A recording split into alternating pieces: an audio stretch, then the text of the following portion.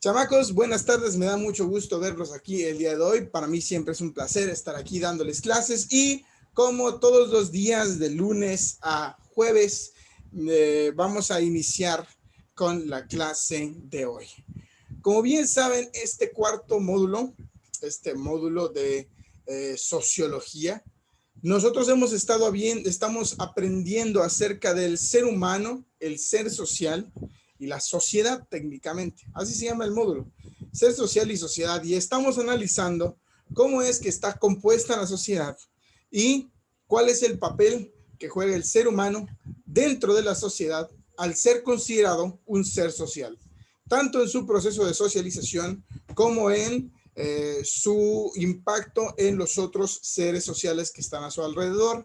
Aprendimos un poco de la estructura de la sociedad y el jueves pasado vimos que hay algo que se conoce como instituciones sociales, que son aquellas que componen y que estructuran a la sociedad en todos los rangos, y que esas instituciones sociales son las que se encargan de transferir la información, el conocimiento, la experiencia y todo lo demás a los seres humanos, ¿no?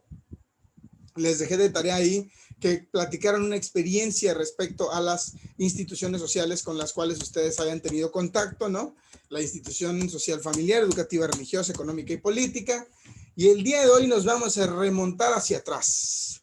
Si bien ya conocemos cómo está compuesta nuestra sociedad moderna y cuál es nuestro papel como seres humanos en la sociedad moderna, el día de hoy vamos a dar un paso hacia atrás y hablaremos del desarrollo histórico de las sociedades, es decir, cómo se han compuesto las sociedades en el margen de la historia. ¿Cuándo exactamente es que inicia la sociedad? Y eso para mí es algo que constantemente tiene múltiples interpretaciones, es algo que constantemente tiene múltiples interpretaciones. Hay muchas personas que han tratado de explicar el origen de la sociedad y dónde es que la sociedad surge, ¿ok? Ahora, de los muchos teóricos importantes que han habido de la sociedad, hay dos formas o dos líneas de pensamiento que son quizás las más populares o las razones por las cuales se ha hablado de la sociedad y de la integración de la misma. ¿Ok? Primero hablemos del inicio. Vámonos al principio del principio, a la prehistoria, a la época en la que se formularon y se compusieron las primeras sociedades. Verán, hay dos pensadores, dos filósofos franceses que hablaron acerca de cómo se componía la sociedad y el Estado, ¿no? Locke y Hobbes, John Locke y Thomas Hobbes. Estos dos señores tenían en común que ellos poseían estas ideas como opuestas o que se representaban en dos extremos ideológicos, porque cada uno de ellos había interpretado la razón por la que la sociedad había surgido de una manera, digámosle así, antagónica. ¿Por qué? Porque John Locke decía que el ser humano era un ser social por naturaleza, que está en nuestros genes convivir con los demás. Y es esa necesidad de ser un ser social la que impulsa al ser humano a ser bueno con sus semejantes y lo que reúne a los seres humanos en grupos para mejorar y acrecentar su supervivencia. Del otro lado de la moneda se encuentra Hobbes. Thomas Hobbes dice lo contrario técnicamente. Hobbes no dice que el hombre es bueno ni es un ser social. Dice que el hombre es malo por naturaleza y su tendencia es la de lastimar a las personas que se encuentran a su alrededor. Ese miedo y esa necesidad de no lastimarse unos a otros, aunque tengan la capacidad de hacerlo, es lo que conlleva al hombre a reunirse en sociedades. Como dice el dicho, mantén a tus amigos cerca y a tus enemigos más cerca. Y esa es la razón, según Thomas Hobbes, por la que el ser humano fundó las primeras grandes sociedades. Todos se sabían malos, pero ¿cómo se sabían malos? Escogían a los menos malos para estar juntos y ser malos, pero en grupo, ya no entre ellos, sino entre las demás personas que se encontraban a su alrededor. Hasta la fecha no tenemos una certeza histórica de cómo fue que se formularon las primeras grandes sociedades. No sabemos la motivación ni qué orilló a los seres humanos a juntarse unos con otros en grandes cantidades de personas. Sabemos que por naturaleza los seres primitivos, como los animales lo son, tienden a reunirse en manadas. Y nosotros pensamos que proviene de una tradición larga de evolución a través de la cual nosotros nos adaptamos y emprendimos digamos así, emprendimos el movimiento de juntarnos, de convertirnos en una sociedad. No hay una certeza de ninguna de las dos teorías. No sabemos hasta la fecha quién tiene razón, si Locke o Hobbes, pero son dos teorías de cómo surgió la sociedad y me parece muy interesante que ambas las podemos contemplar. ¿Ustedes qué creen? ¿Creen que el ser humano es bueno por naturaleza o creen que el ser humano es malo por naturaleza? Ahí se los dejo para que lo reflexionen.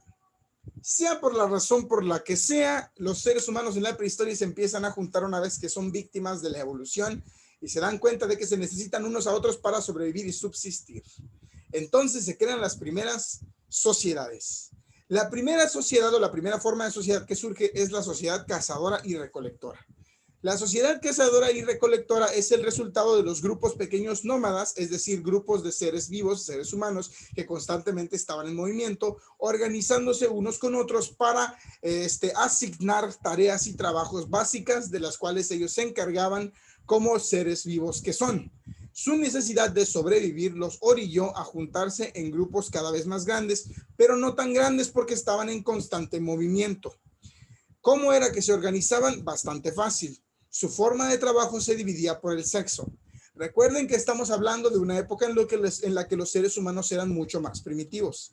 Y por naturaleza, y porque la naturaleza lo dicta nada más, las hembras o las mujeres siempre se han encargado de mantener a salvo a las crías y de los trabajos menos pesados.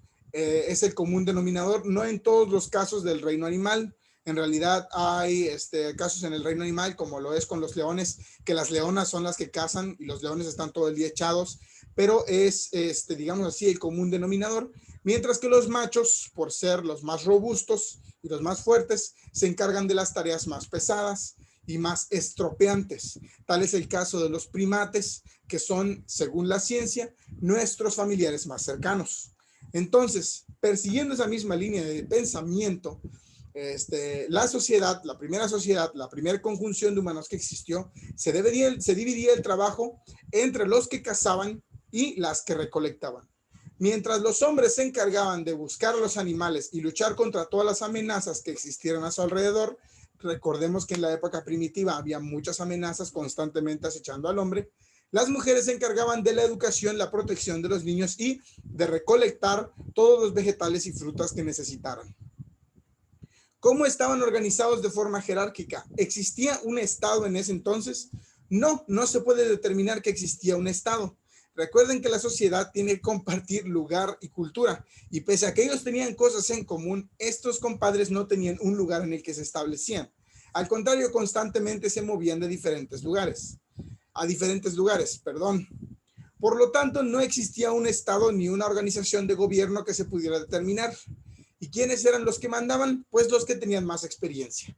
Los líderes, los jefes y los que decidían o tomaban la mayor parte de las decisiones eran los más viejos, porque eran los que más tiempo habían vivido y por lo tanto se les consideraba como los más sabios porque habían sobrevivido a más cosas.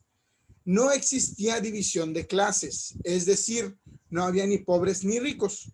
Todos estaban en la misma condición primitiva y todos pretendían sobrevivir a toda costa. Entonces, el trabajo se dividía por igual, las personas perseguían o compartían los mismos papeles, la única división de trabajo se organizaba y precisamente por el sexo y las cuestiones fisiológicas entre hombre y mujer. Esa es la primera sociedad, la sociedad cazadora y recolectora, la de la prehistoria. El siguiente tipo de sociedad dio un brinco enorme. Consideremos que las sociedades prehistóricas, como lo fueron las cazadoras y recolectoras, tardaron muchos años en evolucionar. Pero cuando lo lograron fue cuando ya lograron establecerse, lograron hacerse cargo de tareas que ya no los ponían en riesgo. El tiempo de supervivencia de los seres humanos se volvió cada vez más extenso. Seamos sinceros, era más fácil morirse cuando ibas de caza, cuando estabas recolectando ahí cosas con mamuts allá a tu lado. Entonces era mucho más peligroso estar vivo en esa época. Con el paso del tiempo, el ser humano establece que su supervivencia aumentará cuando se mantiene quieto en un solo lugar. Y entonces surgen las primeras sociedades de pastoreo y agrarias. ¿Qué pasa? Estas sociedades, conocidas como las nómadas, se formularon a través de familias y las familias fueron cada vez más creciendo hasta que fue imposible continuar moviéndose y empezaron a establecerse en lugares. Las sociedades dejaron de ser nómadas y se convirtieron en sociedades estacionarias, es decir, ya no viajaban, se quedaban en el lugar. Y entonces, ¿cómo se hicieron cargo de la caza y de la recolección de frutas? Durante esta época fue que los seres humanos lograron inventar el pastoreo y la agricultura. Por eso se les conoce como las sociedades pastores y agrarias.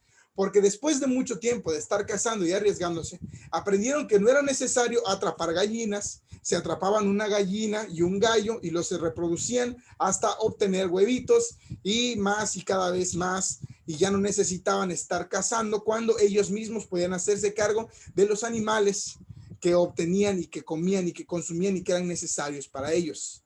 Asimismo, se dieron cuenta de en qué terrenos podrían plantar y cosechar frutas y verduras. Y es a través de esas técnicas que ellos aprenden que ya no necesitan seguir moviéndose. Se convierten en sedentarios, es decir, estacionarios. Ya no tienen que moverse más porque todo lo que necesitan lo tienen a la mano. Ahora, la división de trabajos cambia. Ya no es necesario que una mujer se haga cargo de los niños y la recolección de las frutas, y que un hombre salga a cazar. Esta es la época en la que la división de trabajo se hace por virtudes. Es decir, aquellos que son más buenos en su trabajo eran los que tenían la autoridad para realizarlos. Si eras mujer, pero eras muy buena pescando, no te iban a obligar a convertirte en agricultora cuando los beneficios que le presentabas a la primera forma de sociedad eran mayores cuando estabas pescando. Lo mismo sucedía con un hombre. Un hombre ya no tenía que siempre ser el que se expusiera al peligro, sino también podría ser un pastor o un agricultor, un alfarero, un constructor. Ya no pasa a ser una división de trabajo organizada por sexo, sino por talentos y capacidades. Dependiendo del papel que quisieran jugar las personas, el desarrollo y lo bueno que fueran en ellos, se determinaba qué papel jugarían dentro de la sociedad en la que habitaban.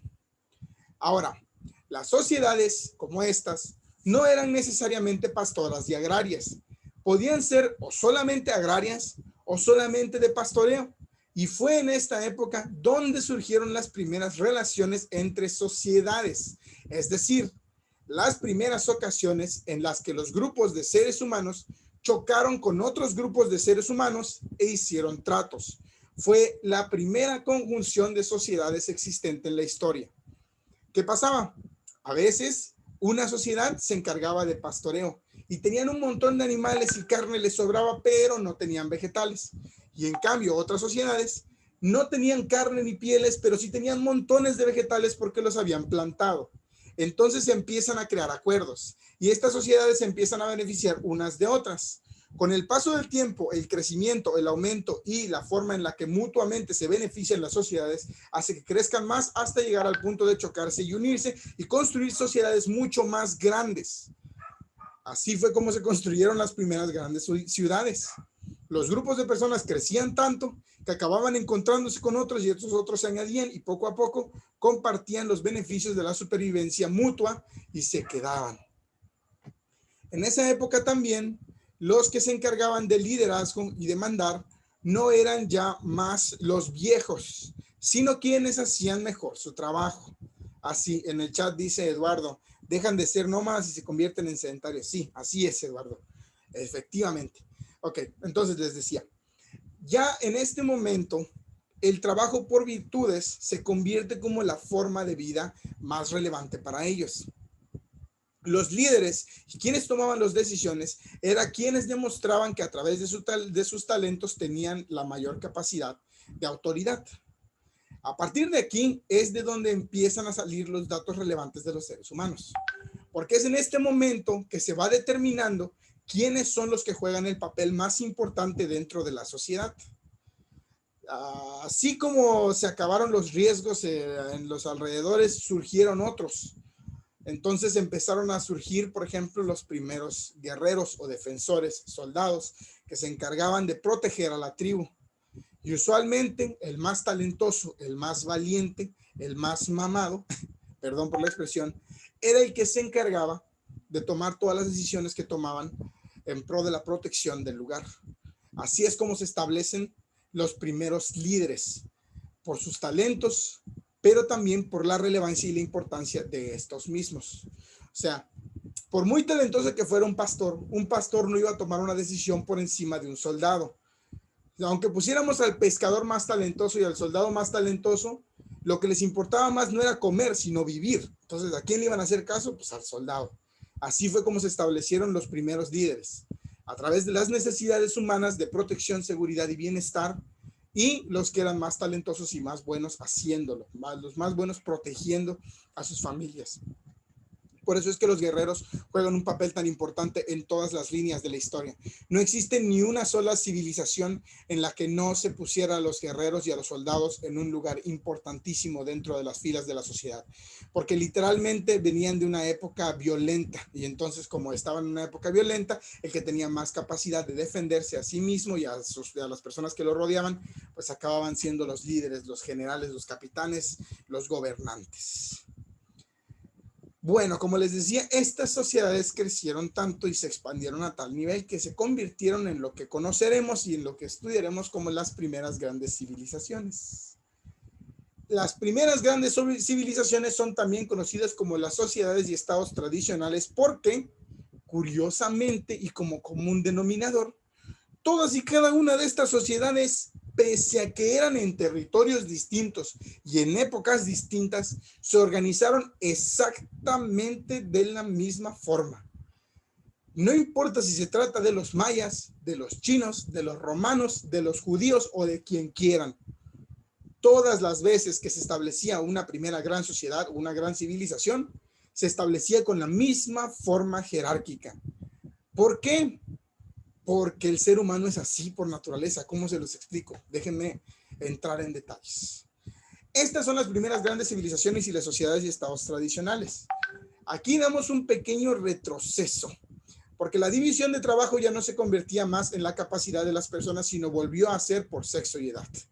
Las mujeres empezaron a jugar un papel menos importante dentro de la sociedad. No estoy diciendo que ahora no lo tengan, estoy diciendo que en ese entonces no lo tenían. Debido a que los trabajos más importantes se convirtieron o se centraron en el patriarcado o la forma patriarcal de vida. Yo sé que ustedes han escuchado eso del patriarcado y han de pensar que eso es feminista. No es que sea feminista, banda. Es un término sociológico real. El patriarcado es cualquier forma familiar o de gobierno o de estado en la que los padres y el hombre siempre son los que tienen como la mayor autoridad. Entonces, en la familia, el hombre más viejo, el abuelo, por ejemplo, es el que tiene el poder de las riquezas y todo lo que posee esa familia, ¿no? Es el mero mero. Se muere ese y su hijo lo hereda, y se muere ese y su hijo lo hereda. Pues esas formas de gobierno fueron las primeras que existieron. El patriarcado sí fue algo real. Entonces, viene de una tradición, lo tenemos arraigado y nuestra raíz es real. Entonces, investiguenle antes de que digan tal loco el profe, investiguenle un poco. ¿Okay? Una vez más, la división de trabajo vuelve a ser por sexo y por edad. Los niños se dedican a la educación y al aprendizaje, mientras que las mujeres se dedican a los hogares y a las tareas más sencillas que rodean los hogares mismos. Los hombres se convierten entonces en los héroes de todas las naciones, debido al papel importantísimo que juega entre estos grandes grupos de familia la violencia. Estas sociedades se identifican a sí mismas por ser sociedades conquistadoras y colonizadoras, es decir, imperios que estaban constantemente en crecimiento y que cada vez que se encontraban con un imperio ajeno, actuaban de manera violenta para o conquistarlo, quedarse con sus territorios y riquezas, o aprisionarlo y esclavizarlo. Entonces, como esa forma de actuar era muy común entre ellos y la violencia era siempre su primera respuesta, los guerreros se convirtieron en una de las formas más importantes de miembros sociales. A partir de ese instante se crean las primeras clases sociales, es decir, existe al fin una clase una organización piramidal de clases en las cuales Ya había gente con más privilegios y gente con menos privilegios o nada de privilegios de plano. Y se crean las primeras jerarquías políticas. Como yo les dije anteriormente, lo que sucede en este tiempo es que los guerreros se convierten en la principal fuente de inspiración y liderazgo que existen dentro de estas grandes civilizaciones. Estos canijos se convierten en tal influencia y han cumplido tales hazañas que se les determina como los líderes de esas grandes sociedades por las leyendas que los rodean. Entonces, esos líderes fueron los que se convirtieron en los primeros emperadores, en los primeros señores feudales, en los primeros tlatoanis, en los primeros presidentes, en los primeros reyes, los primeros gobernantes, ¿ok? Ellos fueron los que se convirtieron en los primeros gobernantes y a partir de ahí el patriarcado o el patriarch families se convierte en la forma de gobierno regular. Esa leyenda le transmite el gobierno a sus hijos y los hijos a los hijos y los hijos a los hijos de los hijos, ¿ok? Existen las primeras jerarquías políticas que empiezan entonces a construir la pirámide de las clases sociales. Y por último, o el detalle más importante quizá porque definió a todas estas grandes sociedades, es que en esta época es cuando se generan o se crean las primeras religiones. Durante mucho tiempo el hombre se estuvo preguntando de dónde venía y durante mucho tiempo no lo comprendió o no se vio en la necesidad de comprenderlo. Pero una vez que el ser humano se empieza a preguntar ¿a dónde vamos? ¿Quiénes somos? ¿Qué hacemos aquí? ¿Y con qué propósito estamos en esta tierra? Se empiezan a crear las primeras religiones.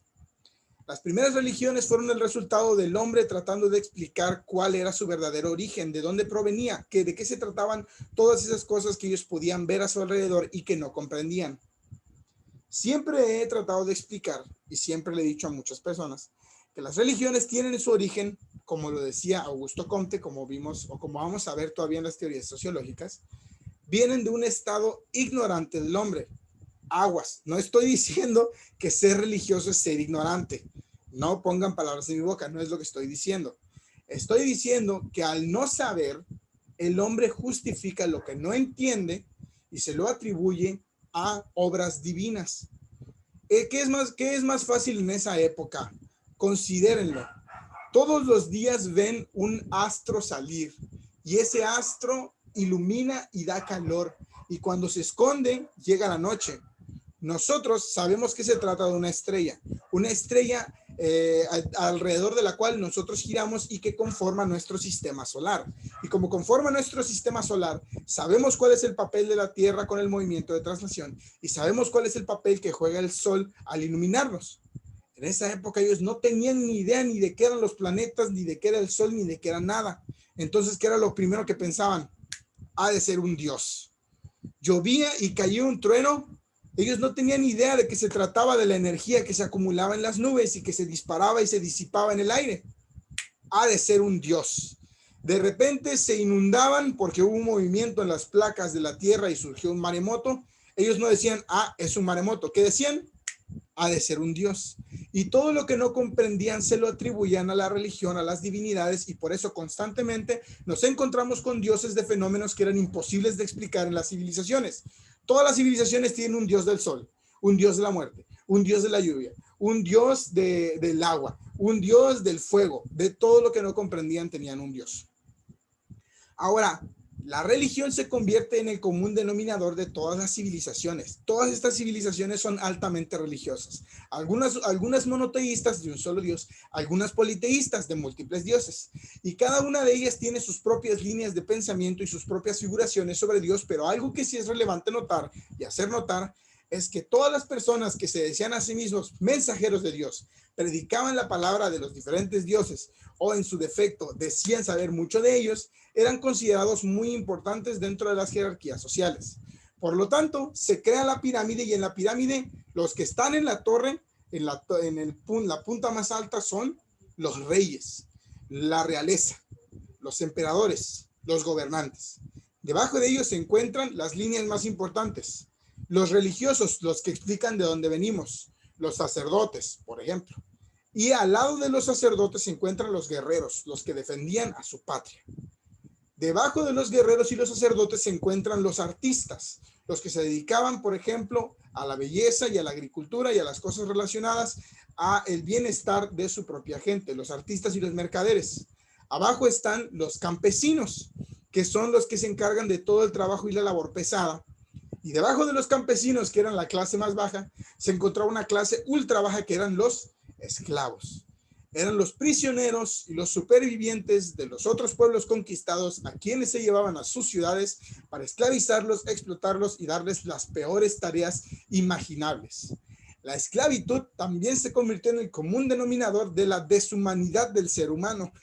Parece un chiste, pero así somos, malos por naturaleza, diría Hobbes. Y todas estas grandes civilizaciones compartieron en común que pues les gustaba tener esclavos para no tener que hacer ellos los trabajos forzosos. Los romanos tuvieron esclavos, los griegos tuvieron esclavos, los mayas tuvieron esclavos, los japoneses tuvieron esclavos, los egipcios tuvieron esclavos. Todas las civilizaciones y las formas de estado tradicional tenían esclavos. Okay, bueno, ahí se los dejo de tarea, que investiguen cómo funcionaba la pirámide de las jerarquías políticas dentro de las antiguas civilizaciones. Era una pirámide, en la tope estaban los gobernantes y hasta abajo estaban los esclavos. Muy bien, terminando esto. Ahora, este es el periodo más largo de tiempo, se los advierto. Técnicamente las sociedades y estados tradicionales continuaron hasta que empezaron las primeras revoluciones. Es decir, estos estados tradicionales se mantuvieron durante un gran periodo de tiempo ya cuando el ser humano era consciente de sí mismo. No estamos hablando de la prehistoria donde no sabíamos ni cómo hablar ni nada de esas cosas y estábamos más o menos por instinto. Sí, estamos hablando de que estos fueron una época larguísima. Fueron técnicamente del 3000 antes de Cristo hasta el siglo XVI, más o menos. Ya el siglo XVI después de Cristo, o sea, fueron unos 4000, 5000 años fácil.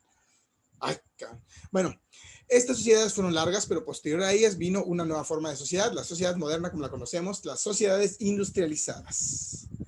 Ok, para esta época, muchachos, han cambiado muchas cosas. El ser humano lleva años siendo explotado y arruinado. Algunas personas siguen sosteniendo el poder. Aún hay reyes y reinas en los países europeos y los países como México, África y muchos otros lugares alrededor de nosotros están bajo el talón del colonialismo. ¿Qué es el colonialismo? Pues era cuando otro país más grande llegaba, conquistaba tu país, te esclavizaba y hacía de tu país como una pequeña colonia de su país, como lo que hicieron a México cuando llegaron los españoles y nos convirtieron en la Nueva España. Eso mismo se lo hicieron los británicos a los gringos, a los norteamericanos, se lo hicieron los portugueses a los brasileños y los portugueses a los africanos y los españoles a mucha gente y bla, bla, bla. Bueno, colonialismo. ¿Okay? Mucho tiempo después del colonialismo llegamos a la sociedad industrializada y moderna. Lo que sucede es que existe una división de trabajo condicionada. Las clases sociales se permanecen y ahora son cada vez más visibles y las personas están cada vez más hartas de ella. Resulta que la realeza se expandió y se convirtió en una oligarquía.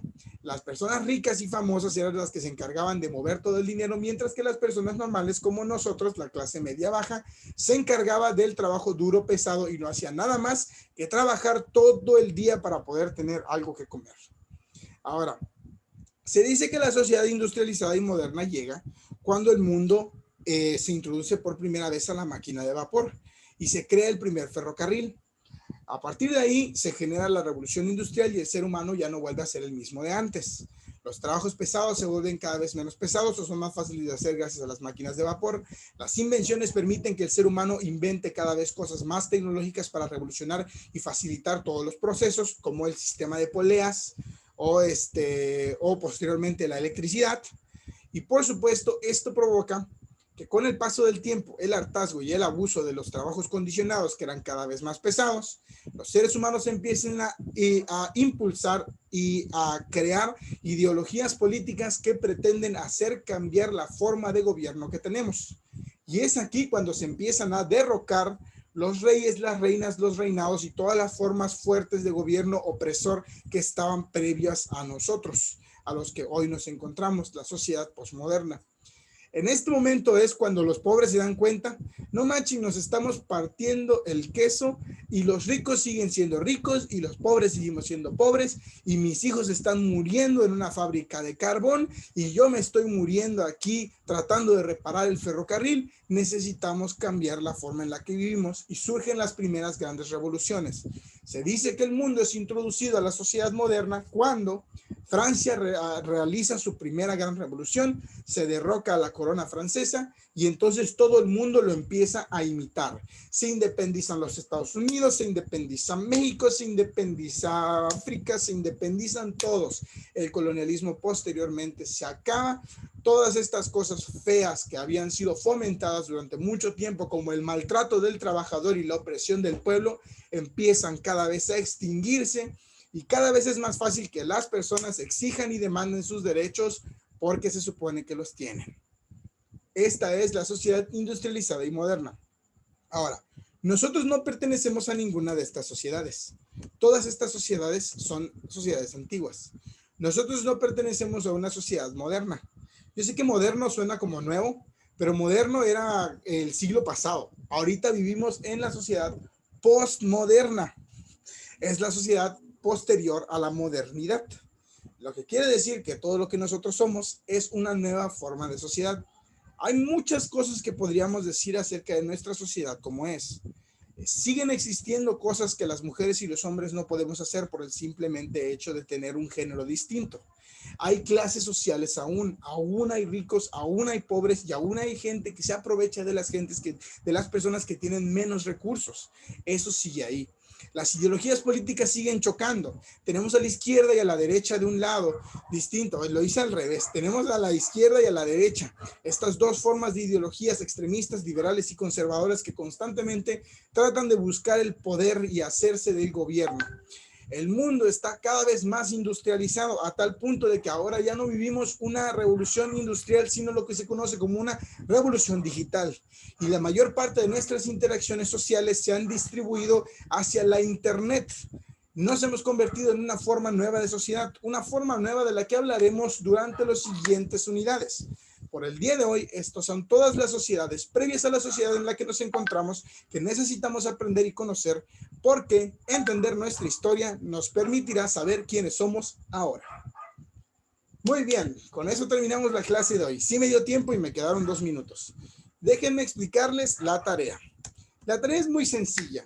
Me van a investigar y me van a realizar una presentación en PowerPoint sobre alguna de estas civilizaciones o estados tradicionales, donde me van a explicar, escuchen con atención, la forma de gobierno, sus características principales, su cultura, su religión, su jerarquía política y su historia y origen. Eso es todo.